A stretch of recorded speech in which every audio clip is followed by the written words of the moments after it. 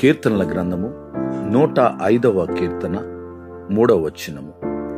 ఆయన పరిశుద్ధ నామమును బట్టి అతిశయించుడి.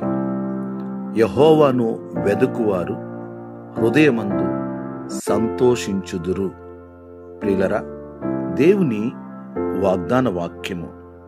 నీవు ప్రభువును వెదుకుచున్నావా?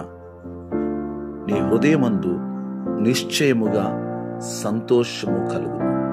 ఆయన సమీపముగా ఉండగానే ఆయనను వెదకుడి అని లేఖనము తెలియజేస్తుంది.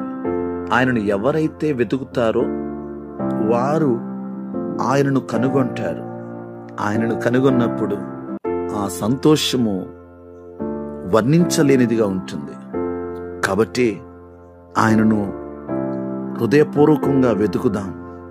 తద్వారా మనకు కలిగే సంతోషముతో ముందుకు కొనసాగుదాం.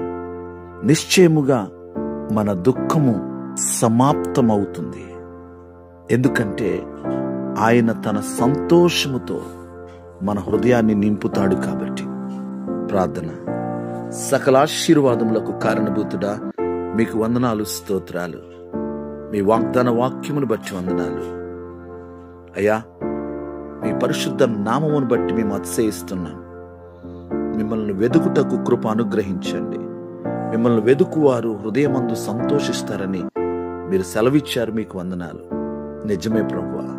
అయ్యా, మిమ్మల్ని వెదుకువారికి మీరు కనపడతారని అయ్యా, మీరు ప్రభువా మేము కనుగొన్నప్పుడు వర్ణనాతీతమైన సంతోషం మేము కలిగి ఉండగలుగుతాం. మా హృదయము సంతోషముతో నిండుతుంది. మీకు వందనాలు, స్తోత్రాలు. మా దుఃఖము కనుమరుగవుతుంది అయ్యా. మా బాధలు కనుమరుగవుతాయి. మిమ్మల్ని వెదికే అనుభవాన్ని మాకు అనుగ్రహించండి. మీరు అనుగ్రహించే సంతోషముతో మా హృదయాన్ని నింపండి. ఈ ప్రార్థనలో ఏకీభవించిన ప్రతి ఒక్కరిని, వారి కుటుంబాలను దీవించండి. వారి జీవితాలలో సంతోషము నిత్యము ఉండునుగాక. మీరే మహిమ పొందండి. యేసయ్య నామములో ప్రార్థిస్తున్నాం తండ్రి. ఆమేన్.